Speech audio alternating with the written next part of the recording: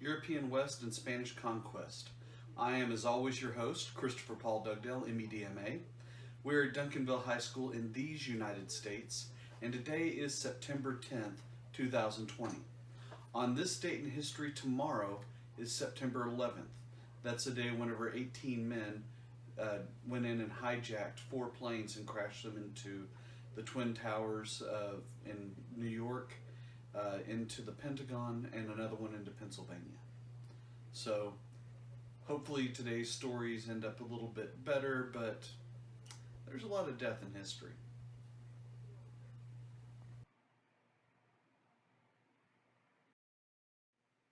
So Henry VIII, not Henry VIII, Henry the Navigator.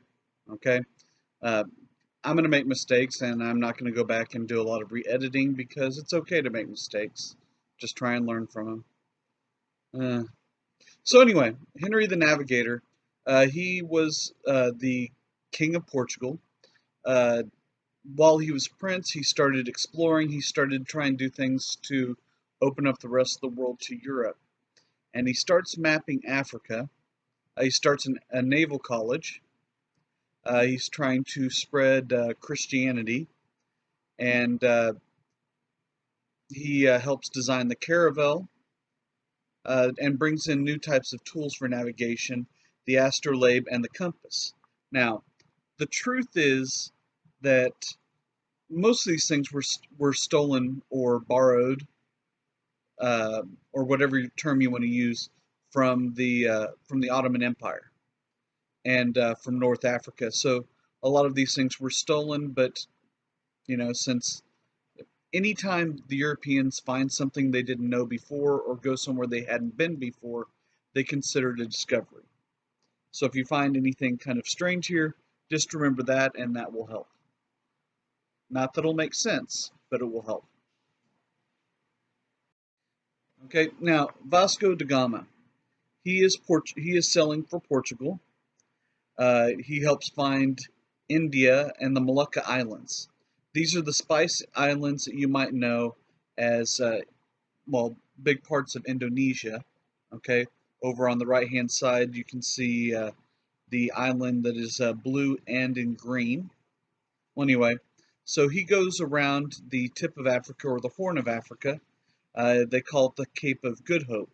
And since he went that way to India, no other country can do that because they basically own the patent on it. So if you need any trade with India, you have to go through Portugal at this point. Okay, which is going to lead us to something kind of famous.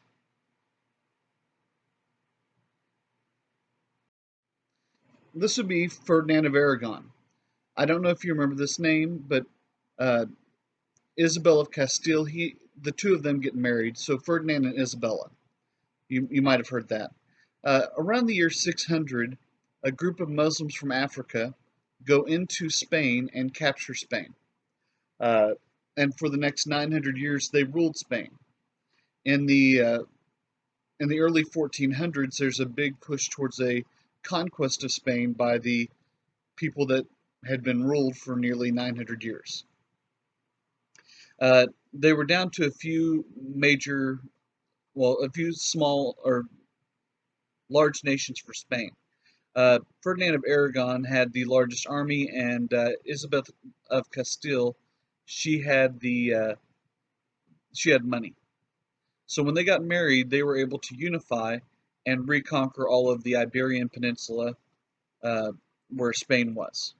Okay, now the fact that they had to manage a massive population of Muslim Moors from Africa, Jews and other groups, using a small minority of people to do that, helps them get ready to conquer the new land because they already had population control techniques in place. Now, this is what was known of the world during Columbus's time. This is one of the maps from the time. Now, I know it may look almost completely unrecognizable to you, but you have to think about the fact that in order to draw a map at this time, you basically did by sight of what you could see.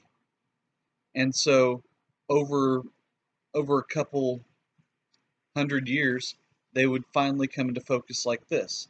Now, I know this looks nothing like the world to you today, but this is how they saw the world, and this is how they were able to navigate to all the different places. Okay? Now, let's move on to this guy. We call him Christopher Columbus, but in reality, his name was Cristobal Colon. Now, he sailed for Spain, so obviously he was Italian. He was Italian, okay, from Genoa. Now, he believed that the Earth was smaller than calculated, and the majority of educated people of the time did not believe that the world was flat, but did indeed believe that the world was round. And this all goes back to Ptolemy in the 2nd century, who started measuring shadows and calculated the Earth was about 24,000 miles around. In reality, the Earth is 25,000 miles around at its widest part, so that's a heck of a calculation off of measuring shadows. Okay? And for all of you who have religious beliefs that the Earth is flat, right now you're in a U.S. history class, and while there will not be any test questions on the test about is the world flat or round, just get used to it. This is how life's going to be. At least in school and history class, the Earth will be round. Okay? I don't agree with everything I teach, but you know what? I still have a certain curriculum I have to cover. So he rounded up several sailors that were willing to go west. Now the biggest concern wasn't that they were going to drop off the Earth, but that they would not have enough potable drinking water to survive. As you all know, the ocean's made of salt water, and if you try and drink that, you will die within a few days.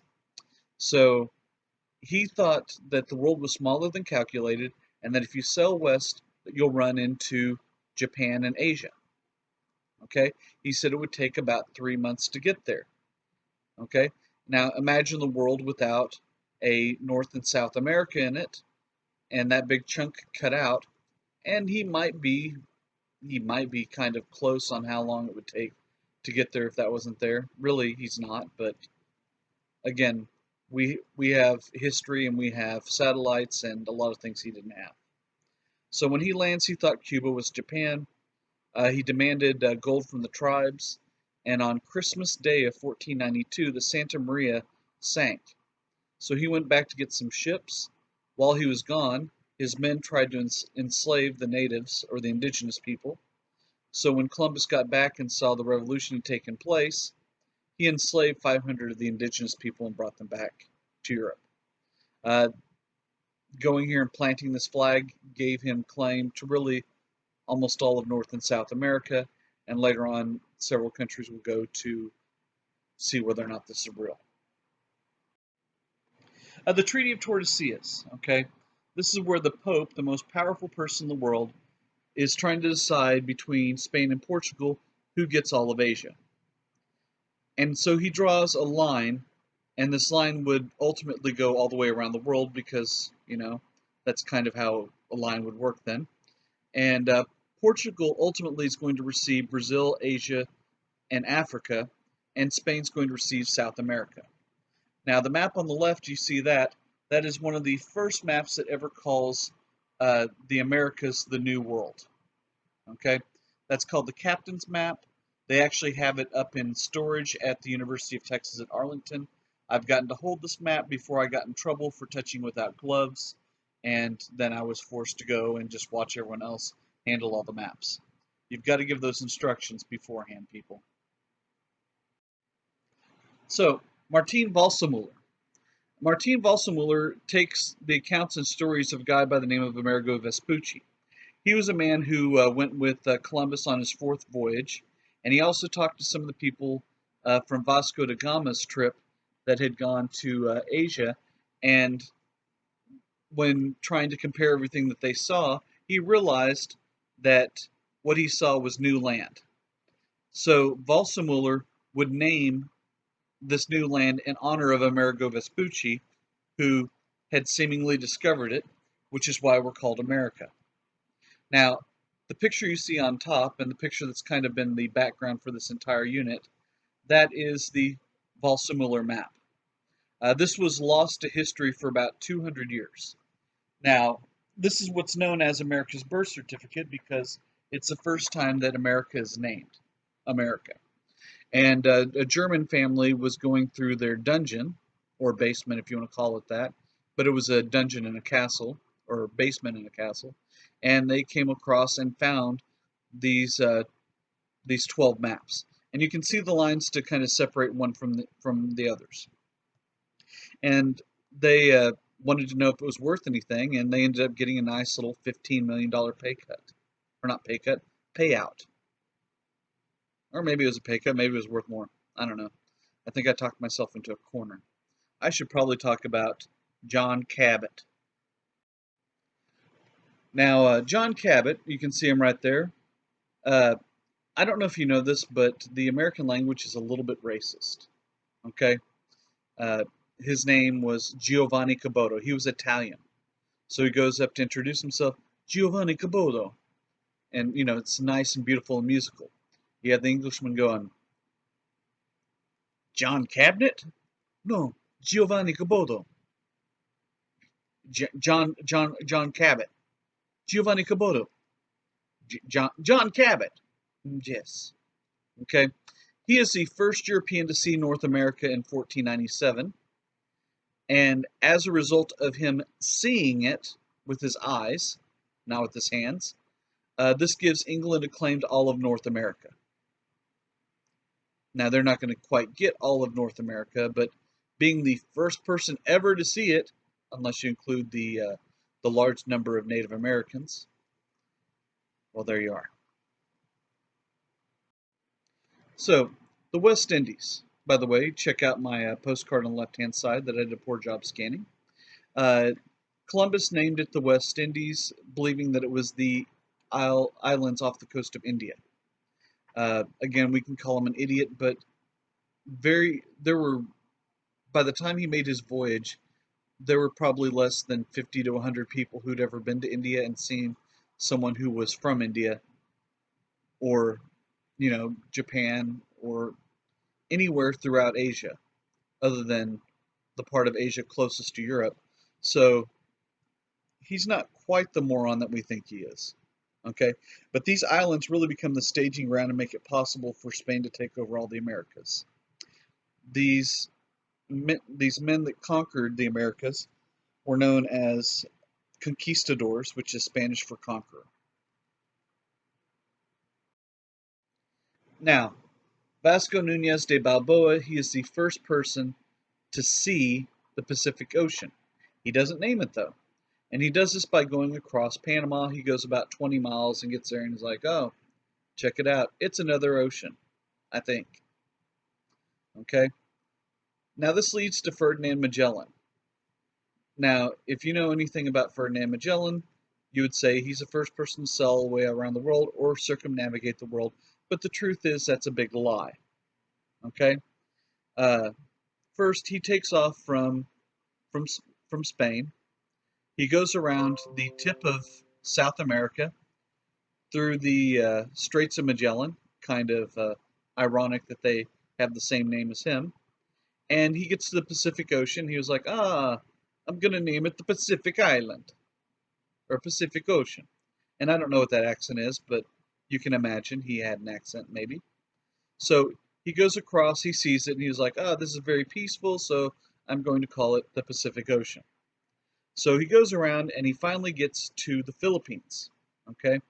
Now, if you have a map, or you can look at a map right now, you'll see that the Philippines are before you get to Asia or even to Australia, or they're kind of north, maybe a little bit northwest of Australia, but they're nowhere close to making it all the way around the world.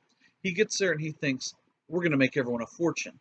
So he gets all of his men together. It's controlled by the Portuguese. They jump out running on the beach. He's shaking his fist, screaming, for Spain! And 3 steps onto the beach, he's shot and killed. All of his men are captured and held in prisons for the next 6-8 months before they're shipped back to Portugal and allowed to go home to Spain. Well, all these men kept daily, or not all these men, the leader of the men after Magellan died had been keeping a log the entire time since the time they left. When they get back, it is a day off of everyone else. And it's not because he was knocked out cold for a day, or that they forgot to do it for a day, it's because of the international date line. If you go all the way around the world going west, okay, you will experience 1 day less of time than everyone else on Earth. That's called the international date line today. So, fascinating fact, I'm sure. I hope you're all excited about it. If we were together right now, I'd go into a weird time travel conversation about how you could put, one twin on a plane going around the Earth once a day for 20 years, and after 20 years, the one on the plane would be 20 years old, and the one on Earth would be 40 years old because they would have experienced time differently. Well, actually, I guess I did. So you didn't miss out on anything by not being here today, in person, alive, as I prefer you, alive. Okay, so Hernando Cortes. Now, this should be a story that you should all kind of wonder about because basically Hernan Cortes goes with 600 men and conquers a nation of about 25 million people. Okay, so how do you do this? Well, everything was working in favor of him. Okay, so first thing that happens, okay, the Aztecs had this belief that God was going to come back and kill everyone. Okay, so the Aztec God was going to come back and kill everyone. Okay, he was supposed to arrive sometime around 1519 to 1521. Okay, so if God's coming, you're going to, even if you don't really believe in the religion, but you're taught it your entire life, you're going to be a little bit skeptical whenever the time comes. So he loads up his big Spanish galleons with 600 men, and they go and they arrive off the coast of the Yucatan Peninsula. When they land, they get off the boats, and the native population had never seen anything like this before. It looked like floating islands, and he burns them. Now, again, if you think God's coming back, God's probably not going to be wearing a polo shirt, slacks or jeans or whatever. He's going to be wearing something special. So whenever he gets off the boat, he's wearing a suit of armor. Okay, so if you're doing your checklist of is this person God, then that might be the first checklist where you go, okay, came in on a floating island, okay, check, and is dressed differently than me, check. Now, Quetzalcoatl, the god that they believed that he was the god of death. And if you know anything about whenever people die, they become very pale. So you see Cortes, white skin, so he looks dead, okay? So one more checklist on your, is this possibly a god? For those of you who don't know this, Native Americans, or the indigenous population of North and South America, they don't grow facial hair, okay? If you're 100% native or indigenous, you don't grow facial hair, okay? And Cortes sports a full beard. Also, he brought these things called horses. They'd never seen horses before in the Americas. It'd be like seeing someone ride a deer, and if you said you've seen someone ride a deer, you are what scientists would probably call a liar, okay? So, a few more things on the checklist, okay? Also, he had what looked like a tree branch that he could take and aim at you, and then the sound of thunder came out, and you might drop over dead. They call that thing in our society a gun, but back then it looked like magic. Okay? And on top of that, he was carrying all the viruses and illnesses from Europe. Now, why there weren't a lot of viruses and illnesses in the Americas from the indigenous people, I'm not sure, but it's what happened. So here he comes, and and by the way, he also had someone that could translate for him. Her name was Malinche. She was his interpreter, and she would go along and explain who he was, and he helped perpetuate the myth that he was Quetzalcoatl. By the way, Malinche and Cortes actually had a child together. They had the very first mestizo, or person of both uh, the indigenous and European, well, basically the Mexican people are descendants of him in one form or fashion. And upon seeing that he could have children with them, he screams out, "Mix I can," and that's where the word Mexican comes from. I guess before I let you make that a fact, not really the case. Okay, uh, that's in English, so "mix I can" wouldn't work. But I don't know. I find that kind of amusing. So 40% of the population dies by year one. Okay, so then he's moving in to Tenochtitlan, the capital city of the Aztecs. When he gets there, he runs into Montezuma II. Montezuma II sees him coming up, and he does what anyone else would do. He gives Cortez his sister. Okay, his beautiful sister. Now, I know you're thinking, what a jerk, but seriously, if God came back, I would give him either one of my sisters because although I love both Stephen and Chad, uh, God as my brother-in-law, I mean, if I ask them for help moving something, they might be like, okay, I'll come by tomorrow or on Thursday. You call it God, and he's like, let it be moved, and it's gone, you know. Or can you help fix my car? Let it be new, and it's just a better deal than the people that I have. Okay. Well, anyway, so Cortez tells Montezuma that he will take away the smallpox that's decimating the population if he brings him gold. If you bring me enough gold, then we won't have smallpox anymore. So after a while, people start to see that he's not really God. You know, he has this thing called diarrhea from drinking water with different bacteria in it. And I don't know about you, but I don't know that God would have diarrhea. Well, anyway, so things like that, uh, and seeing that the men that that were with Cortez weren't quite as angelic as you would think, they start a rebellion and they force Cortez out of Tenochtitlan. Uh, his uh, his wife at that point, Montezuma's sister, basically tells him, "Hey, I know you're God and everything, but they're planning on killing you, and I just wanted to let you know." So he goes out of the city, and he only has about 400 of his men because a lot of them die during the escape. But he goes back into the city, and he's able to conquer them using four things. Number one is advanced weapons. Okay, these guns weren't just effective, but they were terrorizing because it made it seem like all the Spanish uh, commanded thunder. Okay.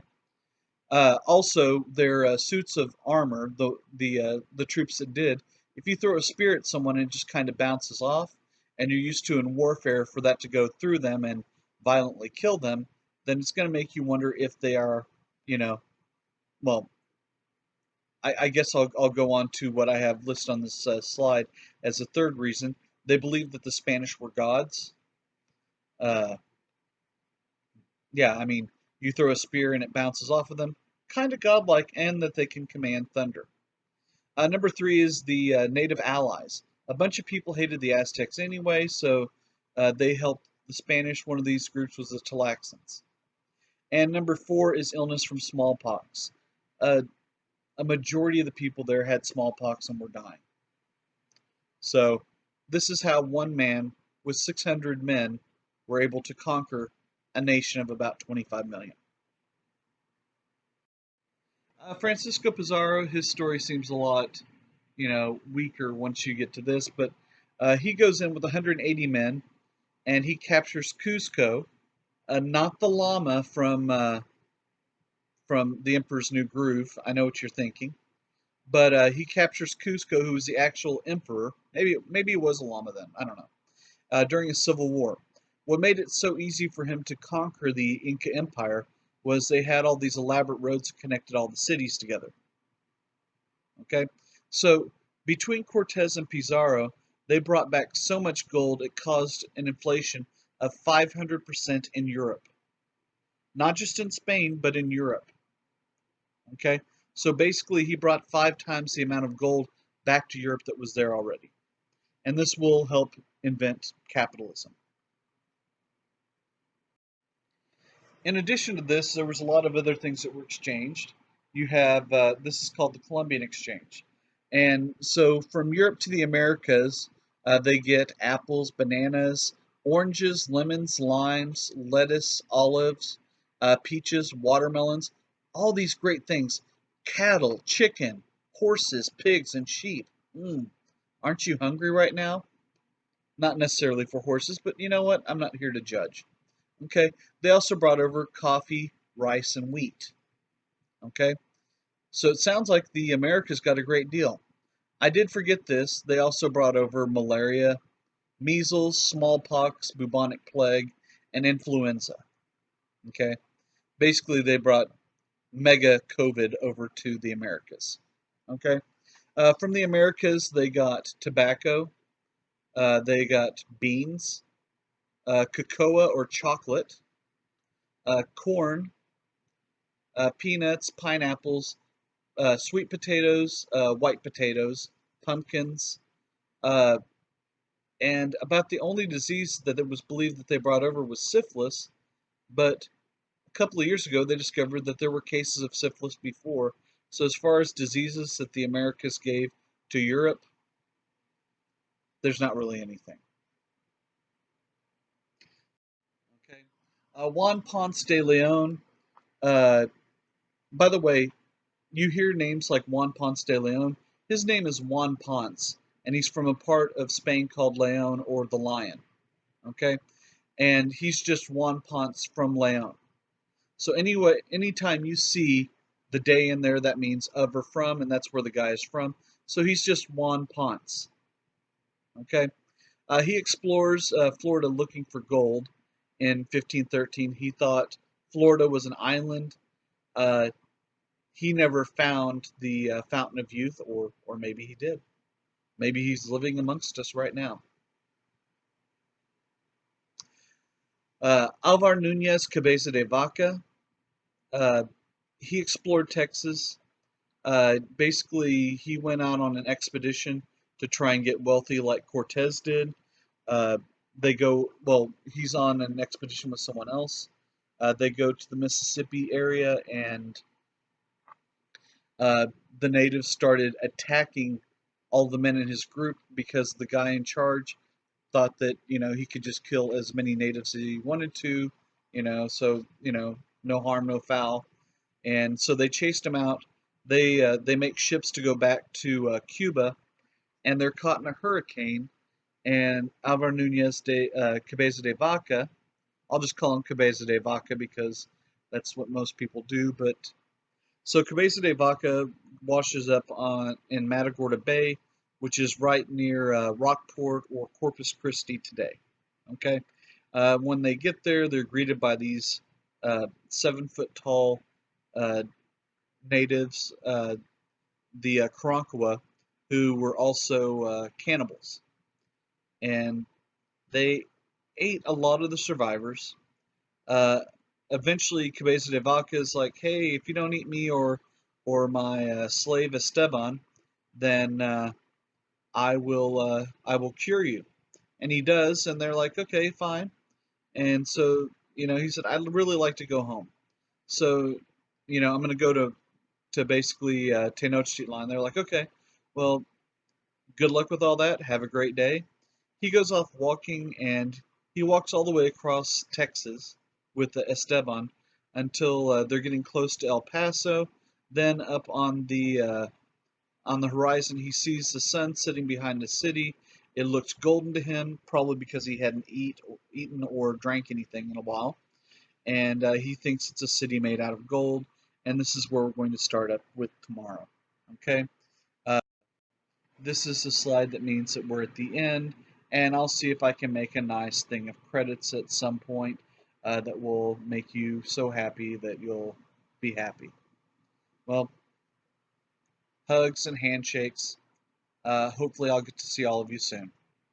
This is Doug Dell signing out.